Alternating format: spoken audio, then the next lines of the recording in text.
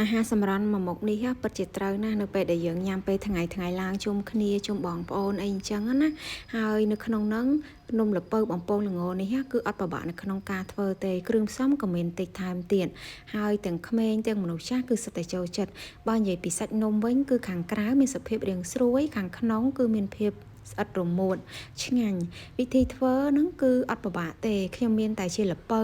ចំនួនមួយចំហៀងមកល្ពៅខ្ញុំរៀងតូចដែរទេខ្ញុំបានយកមកចិតសម្បកចេញឆ្កឹះគ្រាប់ហើយនឹងយកទៅលាងទឹកឲ្យបានស្អាតបន្ទាប់មកទៀតគឺខ្ញុំបានចិតល្ពៅហ្នឹងគឺទៅជាកង់ហើយនឹងជ្រៀកទៅជាចំណិតរាងតូចមកល្មមដើម្បីឲ្យនៅពេលដែលយើងដាក់ស្ងោរគឺបានឆាប់ឆ្អិនល្អខ្ញុំបានលាងល្ពៅនឹងម្សៅទៀតដើម្បីឲ្យវាកាន់តែស្អាតណាចាហើយយើងអាចស្រង់ល្ពៅនឹងទុកមករួចខ្ញុំក៏បានដាក់ដាំទឹកដែលនៅក្នុងនោះយើងអាចដាក់ដាំប្រហែលជាមួយផ្តិលមកហើយយើងដាក់ល្ពៅចូលយើងគ្របទុកល្ពៅនឹងរហូតតតែបានរាងផុយល្អ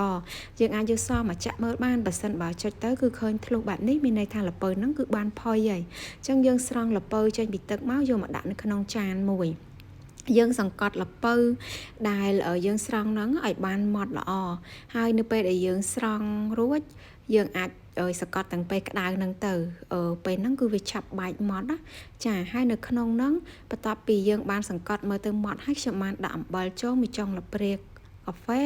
ហើយស្ករពីល្ព្រាបាយហើយទឹកខ្ទិះហ្នឹងគឺបន្តិច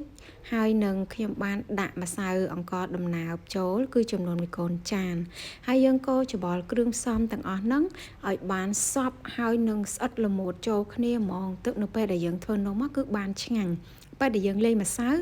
យើងមើលផងកុំឲ្យរាវពេកឬក៏រាងរឹងពេកអញ្ចឹងសម្រាប់ខ្ញុំដាក់បរិមាណប៉ុណ្ណាគឺឃើញថាសាច់នំមកល្មមប៉ុណ្ណឹងយើងនឹងអាចងាយស្រួលនៅក្នុងការយើងយករមូរទៅជារូបរាងអីផ្សេងណាក្នុងករណីបើយើងធ្វើមិនបានល្អបែបនេះទេយើងអាចបន្ថែមទឹកខ្ទិះដូងក៏ដូចជាម្សៅអង្ករដំណើបថែមទៀតបាន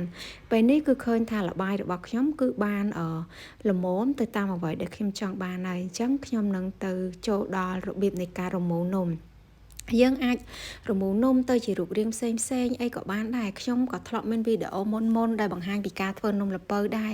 តែថ្ងៃនេះដោយសារតែមានល្ពៅនៅសល់ក៏ធ្វើម្ដងទៀតចែកជូនបងប្អូនទៅខ្ញុំបានយកសាច់នំបន្តិចល្មមមកហើយនឹងខ្ញុំរមូរទៅជារាងទៅវែងហើយនឹងខ្ញុំប្រឡាក់ជាមួយនឹងល្ងសពេលដែលយើងប្រឡាក់ទៅវាធ្វើឲ្យនៅពេលដែលនំយើងបំពងគឺមានក្លិនឈ្ងុយសម្រាប់ល្ងបើយើងអត់មានល្ងសអាចប្រើល្ងខ្មៅក៏បានដែរឈ្ងុយដូចគ្នាទេបន្ទាប់ពីមូលនំអីបានរួចរាល់ហើយគឺចាក់ប្រេងឆាចូលនៅក្នុងខ្ទះហ្នឹងឲ្យច្រើនបន្តិចហើយនឹងទុកប្រេងឆាហ្នឹងឲ្យឡើងក្តៅចាំយើងដាក់នំចូលពេលហ្នឹងគឺនំនឹងបានមានសភាពស្រួយល្អហើយនឹងពេលដែលយើងប្រែទៅគឺអត់បាយទេហើយសំខាន់នំនេះគឺធ្វើវាអត់ស្អិតជាប់គ្នាអីហ្មងទេយើងអាចប្រើខ្ទះរាងធំជាងខ្ញុំបន្តិចដើម្បីឲ្យនៅពេលដែលយើងដាក់បំពងនំទៅវាអត់រាងគៀកគ្នាអញ្ចឹងណាពីព្រោះអីនំនៅពេលដែលវាឆ្អិនវារាងឡើង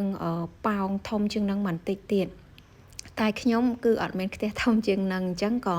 ប្រើខ្ទះនឹងហ្មងទៅចាហើយយើងអាចឧស្សាហ៍ប្រើចុះប្រើឡើងទៅដើម្បីឲ្យសាច់នំរបស់យើងគឺបានឆ្អិនដល់ក្នុងហើយនឹងបានឆ្អិនសព្វគ្រប់ជ្រុងហើយនំនេះគឺអត់យូរទេបំពងតែមួយផ្លេតគឺបានឆ្អិនរួចរាល់ហើយពេលនេះគឺខ្ញុំក៏បានចាក់ដាក់នៅក្នុងចានមកហើយយើងអាចមកពិនិត្យមើលសាច់នំបានគឺឃើញថាឆ្ងាញ់ហើយតំណងហើយឡើងឈ្ងុយល្ងហ្មង